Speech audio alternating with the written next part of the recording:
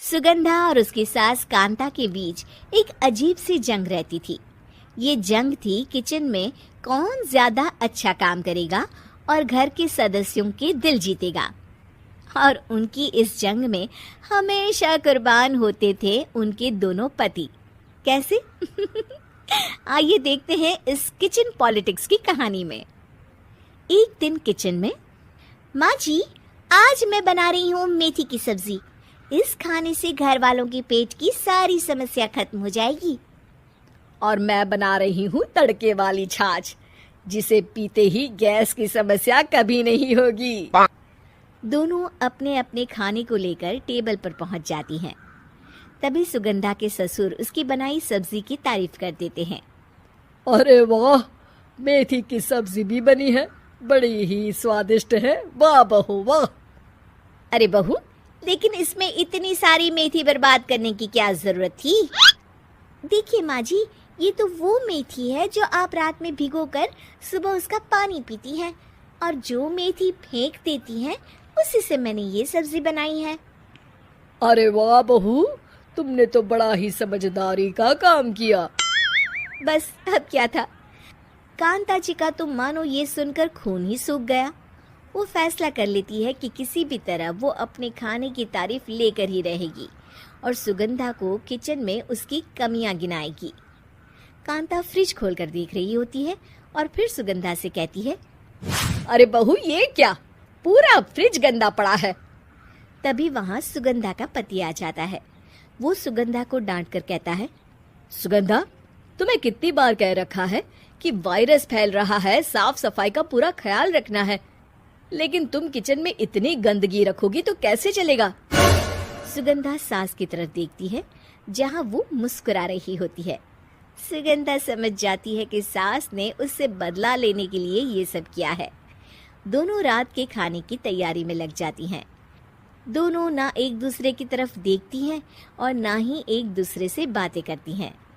रात को खाने की टेबल पर एक एक कर दोनों कई तरह के अलग अलग व्यंजन टेबल पर लगा देती हैं और अपने अपने पति के पास जाकर खड़ी हो जाती हैं। अरे खाइए जी खाइए, मैंने बड़ी मेहनत से बनाया है। प्लेट में वो खाना डालती हैं। सुगंधा भी दोनों की प्लेट में खाना डालते हुए कहती है, बड़ी ही मेहनत लगी है इस खाने को बनाने में। हाँ, दोनों को ना चाहते हुए भी सारा खाना खाना पड़ता है। कहीं दही तो कहीं मलाई तो कहीं मसाला। और इन सब के बाद दोनों बड़ी ही मुश्किल से अपने कमरे में सोने जाते हैं। लेकिन अगली सुबह सुगंधा का पति चिल्ला रहा होता है, हाय रे, हाय मेरा तो पेट खराब हो गया। हाय माँ, बहुत दर्द हो रहा है।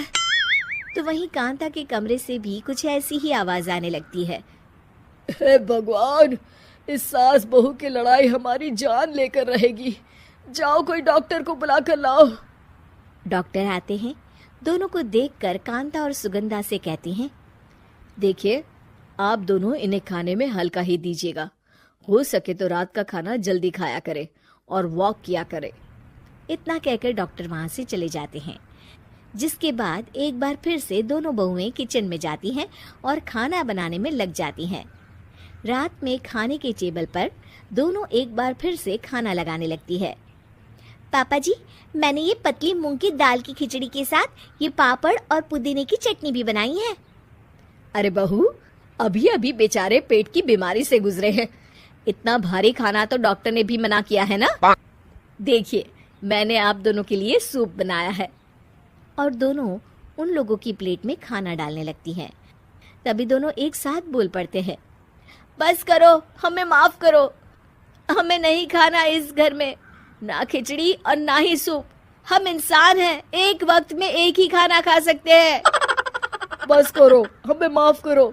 हमें नहीं खाना इस घर में, ना खिचड़ी और ना ही सूप। हम इंसान हैं, एक वक्त में एक ही खाना खा सकते हैं। इतना कहकर वो दोनों वहां से चले जाते हैं।